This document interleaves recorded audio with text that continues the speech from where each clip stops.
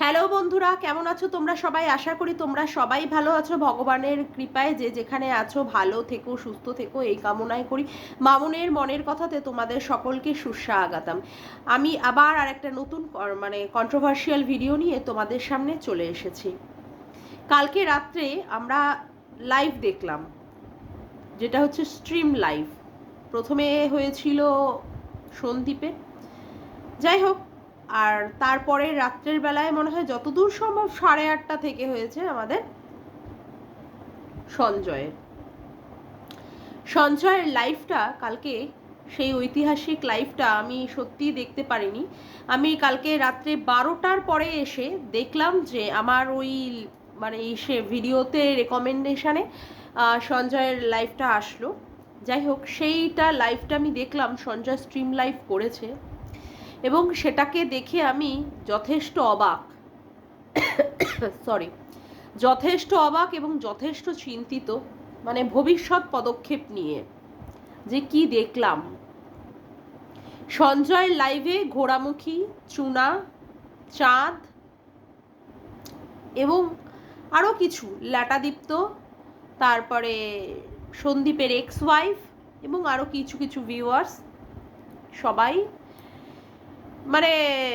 লাইভটাকে একটা ঐতিহাসিক লাইভে পরিণত করলো। এখন কথা হচ্ছে, আমার আজকে পুরো ভিডিওটাই আমার আজকে সঞ্জয়কে কেন্দ্র করে। কারণ 14ই জানুয়ারি সঞ্জয় একটা মিট আপ ডেকেছিল। কেন? কার মিট আপ, কার এগেনস্টে মিট আপটা ডেকেছিল? ঘোড়ামুখীর এগেনস্টে। ঘোড়ামুখীর একটা মিট আপ, ফার্স্ট মনে হয় ঘোড়ামুখী এই মিট আপটাই করেছিল, যেখানে ওর জন্মদিনে ওর মিট আপটা রাখা হয়েছিল। ওর মিট আপটা যাতে করে সফল না হয় সেজন্য আমাদের সঞ্জয় ভাই কি করেছিল, মিট আপ রেখেছিল। এবং সেই মিট আপে আমি গিয়েছিলাম। তখন আমি কি ছিলাম? ভিউয়ার্স। এই আমাকে দিয়েই সঞ্জয় বলতে পাঠিয়েছিল ঘোড়ামুখীর কাছে পরকীয়া সম্পর্কিত প্রশ্ন কিছু, যে ঘোড়ামুখী যে পরকীয়া সম্পর্কিত প্রশ্নগুলো করে, পরকীয়া সম্পর্কিত যে কথাগুলো বলে সেটা বৈধ বলে সে। আদৌ কি সে বৈধ? আমাকে সঞ্জয় এইভাবে প্রশ্নটা করিয়েছিল। সঞ্জয় ব্যাক ফ্রুটে খেলছিল, আমাকে ফ্রন্টে পাঠিয়ে দিয়ে ও ব্যাকে সেখানে খেলছিল। যাই হোক, এই মিট আপটা বন্ধ যাতে করে হয়, ঘোড়ামুখীর মিট আপটা যাতে করে বন্ধ হয়, তার জন্য কি করেছিল? তার জন্য অনেক অনেক অনেক অনেক লাইভ করেছিল, এমনকি স্ট্রিম লাইভও করেছিল।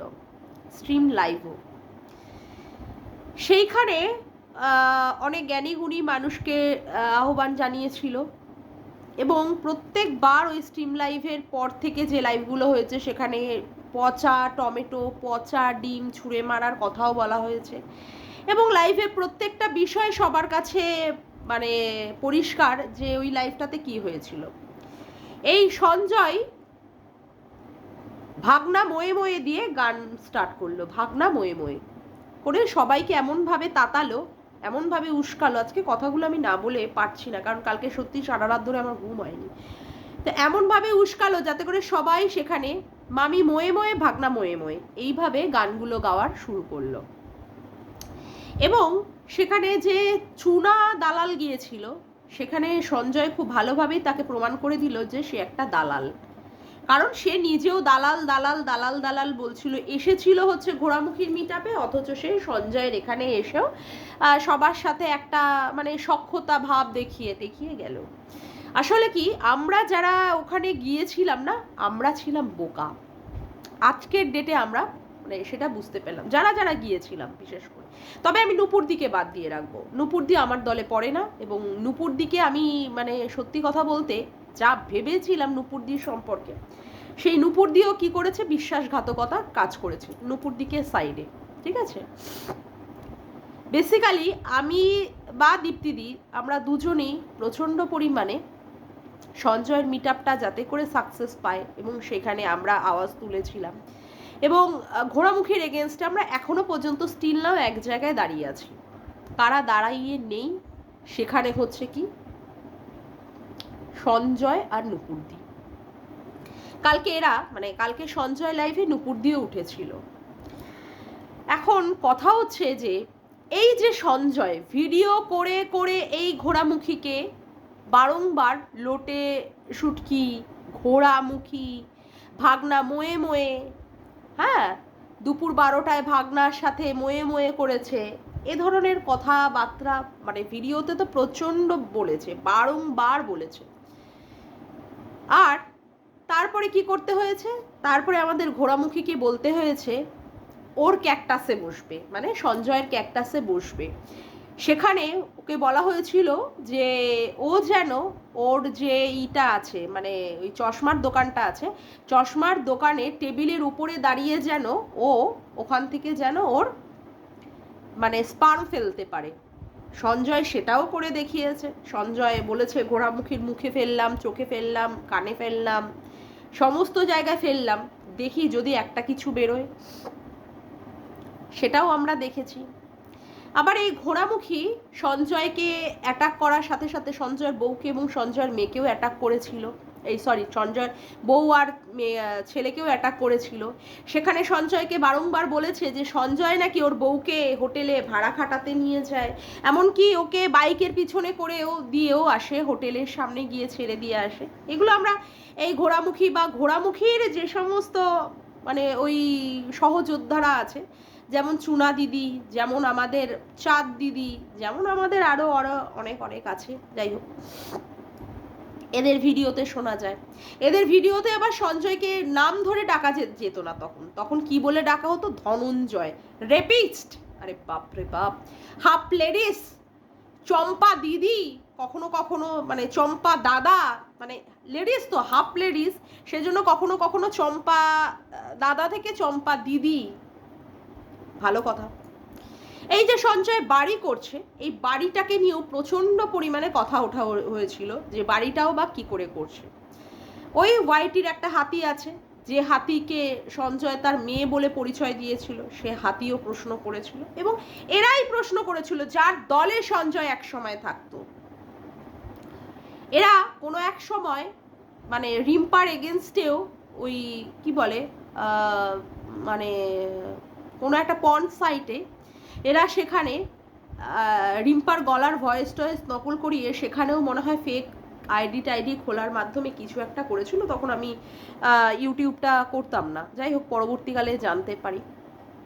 এরা উভয়কে চেনে, এরা ভাই বোনরা উভয়কে চেনে, এবং এই সঞ্জয় সবার কাছে রিভিল করেছিল, ওই ঘোড়ামুখী সঞ্জয়কে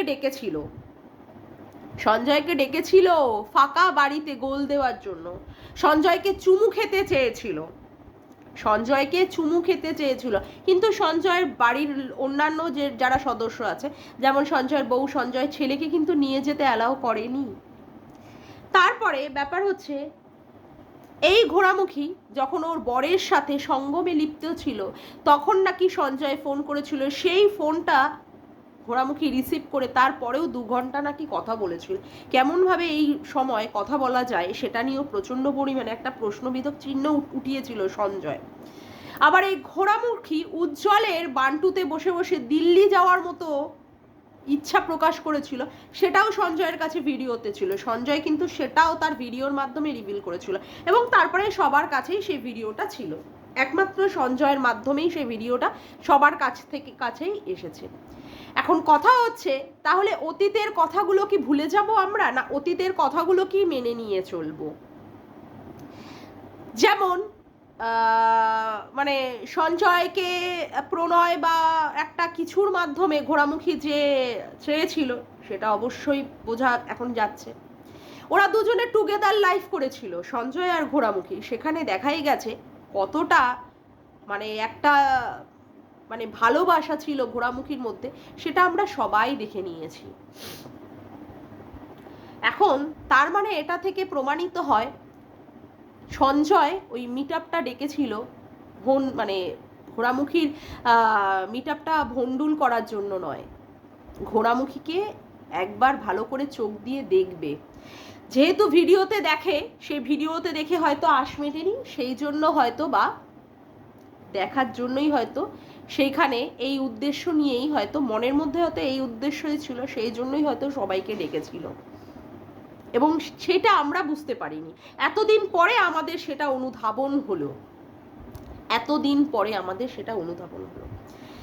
তাহলে সঞ্জয়, তোমাকে একটা কথা বলি, তোমার এই যে বোনেরা বা এই সহযোদ্ধারা যাদের দলে হয়ে তুমি চলতে, যাদের দলকে মানে যাদেরকে তুমি কালকে স্ট্রিম লাইভে তুলেছিলে, তারা যে সমস্ত কথাগুলো তোমাকে বলেছে, হাফ লেডিস, তারপরে তোমার এই যে ঘোড়ামুখী দিদি তোমাকে বলেছিল তুমি হচ্ছে দেশের কুলাঙ্গার, তুমি দেশের কুলাঙ্গার, তুমি অসভ্য মানুষ, ঠিক আছে, তুমি দেশের কুলাঙ্গার, আরও অনেক অনেক কথা বলেছিল। তারপরে বলেছিল হাফ লেডিস তোমার এই দিদিরা, ধনঞ্জয়ের রেপিস্ট, চম্পা দাদা, চম্পা দিদি, তোমার বউকে নিয়ে তুমি হোটেলে খেপ খাটতে যাও। তাহলে এই কথাগুলো তোমার হয়ে মানে তোমার এগেনস্টে যেগুলো বলেছিল, আজকে আমরা বিশ্বাস করতে পারছি যে এই কথাগুলো তাহলে ঠিকই বলেছিল, এই কথাগুলো ঠিকই বলেছিল। এবং তোমার বউ আর তোমার ছেলে বলো, তোমার মা বলো, তাদের প্রতি তোমার মানে সম্মান দেওয়া বলো বা তাদের কেউ সম্মান হনন করে নিলেও তোমার কোনো কিছু যায় আসে না, ঘন্টাও ফারাক পড়ে না। তুমি ভিউসের জন্য যে কোনো কারোর সাথে গিয়ে তুমি শত্রু দলের সাথেও গালে গাল মেলাতে পারো, হাতে হাত মেলাতে পারো। কালকে যেটা তুমি করেছো, কালকে যেটা করেছো, তোমার এই চুনা দিদি না তোমার সাথে এসে কি রকমের বক্ষ যুগল টাচ করছিল দক্ষিণেশ্বরে, যেটা তুমি পরবর্তীকালে বললে যে যেমন দালাল দালাল করে বলছিল, কালকে তাকেই তুমি কি করলে, কালকে তাকেই তুমি স্ট্রিম লাইভে তুলতেই পারো, এটা তোমার, সেটা তোমার চ্যানেল, তুমি কাকে তুলবে কাকে নামাবে সেটা আমার পয়েন্ট নয়, কিন্তু তুমি যে পয়েন্টে কথাগুলো বলেছিলে সেই পয়েন্টে কিন্তু ভাই তুমি থাকতে পারলে না, এটাই হচ্ছে সবচেয়ে ভয়ঙ্কর দুঃখের বিষয় হয়ে গেল। এই তুমি, আমি তোমাকে আজকে নাম করেই বলবো, এই তুমি আমাকে বলেছিলে আপনি তো দীপ্তিদির পা চেটে উঠলেন, আমি দীপ্তিদির পা চেটে উঠলাম, মানে আমার যা যা মানে সাবস্ক্রাইবার সবই দীপ্তিদিই করিয়ে দিয়েছে, আমার কোনো ভূমিকা নেই, আমার যে ভিউজ হচ্ছে আমার কোনো ভূমিকা নেই, সব দীপ্তিদিই করিয়ে দিচ্ছেন। চলো ভাই, সেটাই আমি মেনে নিলাম, আমি দীপ্তিদির পা চেটে উঠেছি, কিন্তু দীপ্তিদির কমিউনিটিতে কিন্তু আমি কোনোদিন ঝুলিনি, এবং দীপ্তিদিকেও আমি কখনো বলিনি তুমি আমাকে কমিউনিটিতে ঝোলাও, তুমি আমাকে কমিউনিটিতে ঝোলাও বলিনি। কিন্তু আজকে যে আমি ভিডিও করছি না, যে থাম্বনেল বানাচ্ছি বা টাইটেল বানাচ্ছি, সম্পূর্ণ আমার ক্রেডিটে, এবং তার পাশাপাশি যদি কেউ থাকে তাহলে শ্রেয়া। দীপ্তিদি কিন্তু আমাকে সাহায্য করেননি এই ব্যাপারে, তাও তুমি আমাকে বলেছো আপনি দীপ্তিদির পা চেটে উঠেছেন, খুব ভালো কথা। কালকে যেটা তুমি করলে সেটা তুমি কি করলে সেটা আগে বলো, সেটা তুমি কি করলে? তুমি পা চাটছো না, যার এগেনস্টে তুমি বলছো তার হয়ে আবার তুমি কি করছো, ভিডিও মানে তাকে নিয়েই আবার একসাথে তুমি স্ট্রিম লাইভ করছো কেন? কারণ তোমার পিছনে রয়েছে তোমার মানে তুমি যার এগেনস্টে করছো সে হচ্ছে সীমাদিকে ছোট করার জন্য তুমি ঘোড়ামুখীর সাথে হাতে হাত লাগালে। কিন্তু তুমি জানুয়ারির 14 তারিখের কথাটা ভুলে গেলে। এই 14 তারিখের আগে তুমি একটা ঐতিহাসিক লাইভ করেছিলে, যেখানে তুমি দীপ্তিদিকে তুলেছিলে, যেখানে বিশাখাকে তুলেছিলে, বিশাখা মাকে তুলেছিলে, নূপুর দিকে তুলেছিলে, ঠিক আছে, এরকম ব্লা ব্লা, তারপরে হ্যাঁ দীপ্তিদি, তারপরে রিম্পাকেও তুলেছিলে, করে কি করেছিলে, তারপরে তুমি এটা করলে, মানে 14 জানুয়ারি তো তুমি গেলে। তাহলে ওই ঐতিহাসিক লাইভের পর লোকে দেখেছিল যে তুমি কি কাজটা করলে। আবার কালকে যে ঐতিহাসিক লাইভটা তুমি করলে না, যার মানে হয়ে তুমি ঝান্ডা নাড়া লাগালে, যে ঝান্ডাটা তুমি নাড়া লাগালে, তার পরবর্তী কি স্টেপ আসে বা পরবর্তী কি পদক্ষেপ আসে, তুমি বলছো না তুমি জিতবেই, ওভার কনফিডেন্ট তোমার, তার জন্য তোমাকে তালিয়া তালিয়া তালিয়া। আমার মনে হচ্ছে তুমি বিচারপতি হয়ে গেছো, তুমি হাইকোর্টের বিচারপতি বা সুপ্রিম কোর্টের বিচারপতি। তবে দেখো, তুমি যদি যেত তাতে করে কিন্তু আমার কোনো হার বা আমার কোনো জিত নয়, আমার কোনো জিত নয়। তুমি যদি জিততে পারো তো অবশ্যই আমি তোমাকে আগেই কংগ্রাচুলেশন জানিয়ে দিলাম। এটা কিন্তু ভুলে যাচ্ছ, এটা ইউটিউবটা কিন্তু কোনো বিচারালয় নয়, এটা কিন্তু কোর্ট নয়। তুমি অনেক ওভার কনফিডেন্ট হয়ে যাচ্ছ, তুমি সবাইকে নিয়ে লাইভ করে যেটা বোঝানোর চেষ্টা করছো যে তুমি জিতে যাচ্ছ। ওকে, আমি সেটাই মেনে নিলাম যে তুমি জিতে যাচ্ছ, চলো আবার সেখানে আমি কোনো রকমের করব না। কিন্তু যদি তুমি হেরে যাও, যদি গামলা বা তোমার কথা অনুযায়ী সন্দীপের এক্স ওয়াইফ যদি বাচ্চাটাকে না পায়, এই ফেসটা তোমার থাকবে তো? এই ফেসটা তোমার থাকবে তো? থাকলেই ভালো, অবশ্য তোমার কোনো যায় আসে না, তুমি কখন কখন পাল্টি খেয়ে নেবে সেটাই হচ্ছে আশ্চর্যের বিষয়। এই যে যেমন জয়শ্রীকে নিয়ে, জয়শ্রীকে নিয়ে তুমি যাচ্ছে তাইভাবে ভিডিও নামিয়েছিলে, যাচ্ছে তাইভাবে। জয়শ্রী ভুলে গেলেও আমরা কিন্তু যারা ভিডিওগুলো দেখেছিলাম তারা কিন্তু ভুলিনি ভাই। ও হোটেলে যায়, ওর বোনের বরের সাথে কি কি করেছে, ও কোথায় কোথায় মদ খেয়েছে, ও ভুলে গেছে। ও ভুলে গেছে কারণ ওর গায়ের চামড়াটা মোটা, যেটা প্রমাণিত হলো। ও কিন্তু ভুলে গেছে। তুমি আবার ওকে সুন্দরভাবে অ্যাকসেপ্ট করে নিলে। এই যে ঘোড়ামুখীকেও তুমি এইভাবে কথাগুলো বললে, তারপরেও আবার কি হলো, ঘোড়ামুখী তোমাকে অ্যাটাক করলো, তোমাকে সাইবার থানা থেকেও ফোন করালো, জানি না আদৌ ফোন করিয়েছিল কিনা, বা তুমি গেলে না কেন, বা তোমাকে আদৌ সত্যি ডেকেছিল কিনা জানি না। এই সমস্ত কন্ট্রোভার্সিতে আমি ঢুকতে চাই না। অনেক কিছুই কাদা ছোড়াছড়ি করলে, তুমিও করলে, সেও করলো, এবং তার অন্যান্য মহল থেকেও তোমাকে করা হলো। তারপরেও তুমি কি করলে, তারপরেও তুমি আবার ঘোড়ামুখীকে লাইভে তুললে। ভাগ্যিস আজকে সন্দীপের এই ঘটনাটা ঘটেছিল, সন্দীপ আর সন্দীপের এক্স ওয়াইফের মধ্যে এই ঘটনাটা ঘটেছিল, তার জন্য না তুমি এরকম একটা সুযোগ পেয়ে গেলে। যদি আজকে এ ধরনের ঘটনাটা না ঘটতো তাহলে তো তুমি ঘোড়ামুখীর এটা মানে সঙ্গে একসাথে হতে পারতে না। তার জন্য ধন্যবাদ তোমার কিন্তু সন্দীপকে দেওয়া উচিত ভাই, মনে মনে। তুমি সামনাসামনি দিতে পারবে না, মনে মনে দেওয়া উচিত যে তোমাদের দুই ভাই বোনকে আবার এক করে দিল, দুই ভাই বোনকে আবার এক করে দিল, যেটা তুমিও চাইছিলে। এটা আমি অবশ্যই বুঝতে পারছি, যেটা তুমিও চাইছিলে। কিন্তু আমার একটাই কথা, তুমি এইরকমভাবে আমাদের বিশ্বাসটাকে নিয়ে ছিনিমিনি খেললে কেন? এইভাবে যে বিশ্বাসঘাতকতা করবে আর এইভাবে আমাদের বিশ্বাসটাকে খান খান টুকরো টুকরো করে দেবে না, এইভাবে পেছন দিক থেকে এসে ছুরিটা তুমি দেবে, আমি সত্যিই কোনোদিন ভাবতে পারিনি সঞ্জয়, আমি সত্যিই ভাবতে পারিনি। আমি টোটালি না, আমি পুরো মানে পৃথিবীতে আছে কি না আমি সেটাই ভাবছি কালকে রাতের পর থেকে। সত্যি এই সঞ্জয়, তুমি আমাকে বলেছিলে না আপনি যান, আমি তোমার মিটআপে গেছি বলে তুমি আমাকে নিজে প্রণাম করেছো, নিজে প্রণাম করতে এসেছো। আমি তোমাকে বলেছি না প্রণাম করতে হবে না। এই তুমি আমাকে বলেছিলে আপনি যান, গিয়ে প্রশ্ন করুন, আপনার করার অধিকার আছে, তুমি পাঠিয়েছিলে তাই না? তারপরও তুমি কত কত প্রশ্ন করেছো, ওর বর ভেরু, ওর বর অমুক, ওর বর দিতে পারে না, ওর বর টাকা ইনকাম করতে পারে না। সেই তুমি আবার কি করলে, পিছনে পিছনে সেটিং করে নিলে, তাই তো ঘোড়ামুখীর সাথে। অবাক। আজকে তুমি সন্দীপের বউকে সাপোর্ট করছো, অথচ তুমি মানে দেখোনি, মনে হয় দেখেও হয়তো আনদেখা, যে ওর বউ কিন্তু একটা পরপুরুষের সাথে থাকবে বলে এত বড় একটা কমিউনিটি পোস্ট দিয়েছিল, সেটা কিন্তু তোমার চোখে পড়েনি। চোখে পড়লেও তুমি এখন চোখে না দেখার ভান করবে। তারপরে কি হলো, তারপরে হচ্ছে ও যে ওইখানে তীর্থতে গেছে, সেইখানে কিন্তু বাসের মধ্যে ওকে ভালোভাবে দেখা গেছে, তুমি তারপরেও নাড়া লাগাচ্ছ। যাই হোক, এটা তোমার পয়েন্ট অফ ভিউ। আমি জানি এই যে আজকে তোমার এগেনস্টে যেই সমস্ত কথাগুলো বলছি না, তুমি আমার এগেনস্টেও তুমি দুদিন পরে হলেও পচা শশা কলা নিয়ে ঢুকে যাবে, তুমি পচা শশা কলা নিয়ে ঢুকে যাবে। আমি জানি তোমার মুখের ভাষা কি, আমি জানি তুমি যে কার কার এগেনস্টে কি কি করতে পারো। তুমি আমার মতো মেয়েকে ছেড়ে দেবে? আমি তো মানে দুদিনে আসা, তুমি আমার চ্যানেলটাকেই হয়তো উড়িয়ে দেওয়ার চেষ্টা করবে, যেহেতু আমি তোমার হয়ে মানে এগেনস্টে এখন কথাগুলো বলছি, বুঝলে? আমি জানি। করো, যদি তোমার মনে হয় যে হ্যাঁ তুমি আমার চ্যানেলটাকে উড়িয়ে দেবে তাহলে দিও, কিন্তু আমার মনে হচ্ছে যে আমার এই প্রতিবাদ করার কথাগুলো বলা উচিত তোমাকে। সত্যি আমি অবাক কাণ্ড, যারা তোমার বউকে নিয়ে, তোমার বউয়ের চরিত্রকে নিয়ে কথা বললো, তুমি তাদেরকেই নিয়ে আবার কি করছো, স্ট্রিম লাইভ করছো। তার মানে তারা তোমার বউকে নিয়ে যে কথাগুলো বলেছিল সম্পূর্ণ সঠিক বলেছিল, তুমি নিজে দায়িত্ব নিয়ে প্রমাণ করলে।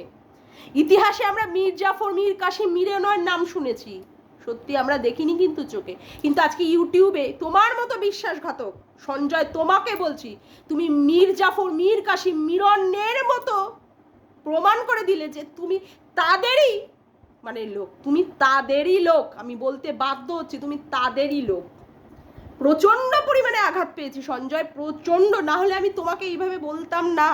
তোমার জন্য না মানে ভাই হিসাবে না আমার সত্যি একটা অন্য রকমের ভালোবাসা একটা ছিল, যে না সত্যি ওই ছেলেটি যথেষ্ট ভালো কাজ করছে, ও কাজটা করুক। যখন শুনলাম যে হ্যাঁ তুমি এরকম একটা বাড়ি তৈরি করছো, অমুক করছো, পরিশ্রম করে, সত্যি আমার খুব ভালো লেগেছিল, সত্যিই ভালো লেগেছিল। কিন্তু কালকের ব্যাপারটাতে না পুরো খান খান হয়ে গেল, মনটা না পুরো ভেঙে টুকরো টুকরো হয়ে গেল। তবে আমি জানি তোমার তাতে কিচ্ছু যায় আসে না, তুমি তাতে কোনো রকমের কিছু দৃষ্টিপাত বা কর্ণপাত করো না, কারণ পল্লবও কালকে লাস্ট তোমাকে মেসেজ করেছে, ভিউয়ার্স পল্লব তুমি খুব ভালো মতোই চেনো যে এটাই তোমার কাছে শেষ হচ্ছে তোমাকে কমেন্ট, তুমি সেখানে বলেছো যেদিন জিতে যাবে, অর্থাৎ যেদিন সন্দীপের ওয়াইফ বাচ্চা পেয়ে যাবে সেদিন আবার তোমার কাছে তুমি আহ্বান জানিয়েছো।